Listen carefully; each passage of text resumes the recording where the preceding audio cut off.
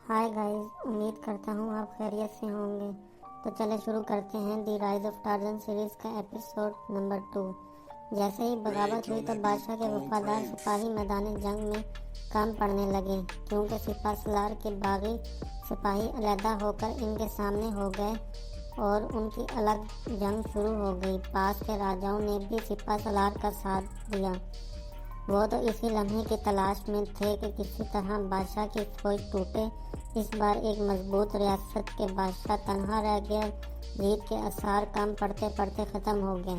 جب یہ بات محل تک پہنچی تو ملکہ نے بیٹے کو محل سے نکال کر کہیں محفوظ جگہ بھیجنے کا حکم دیا۔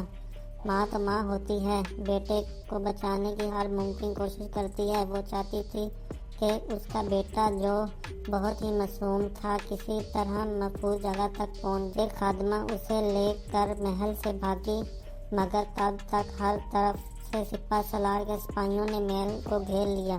سپہ سالار کے سپاہیوں نے محل میں آتے ہی قتل عام شروع کر دیا۔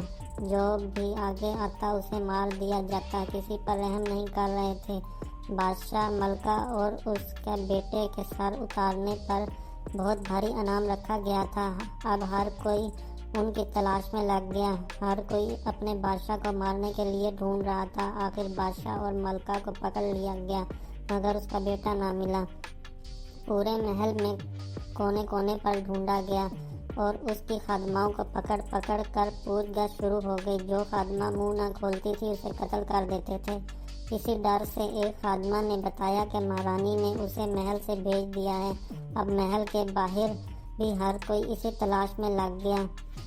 سراغ لگاتے لگاتے پتہ لگا کہ ایک خادمہ بچے کے ساتھ جنگل کی طرف جاتی ہوئی نظر آئی ہے۔ اب اس خادمہ کی تلاش میں جنگل میں سپاہی بھیجے گئے۔ سپاہیوں کو سختی سے حکم دیا گیا کہ جب تک بادشاہ کا بیٹا زندہ یا مردہ کسی بھی حالت میں نہ ملے واپس نہیں آئیں گے۔ یہاں پر دی رائز آف ٹارزن سیریز کی ایپیسوڈ 2 کا اختتام ہوتا ہے۔ ان کے سپاہیوں کا کیا ہوا، بیٹا ملا یا نہیں، یہ سب جانیے ایپیسوڈ 3 میں۔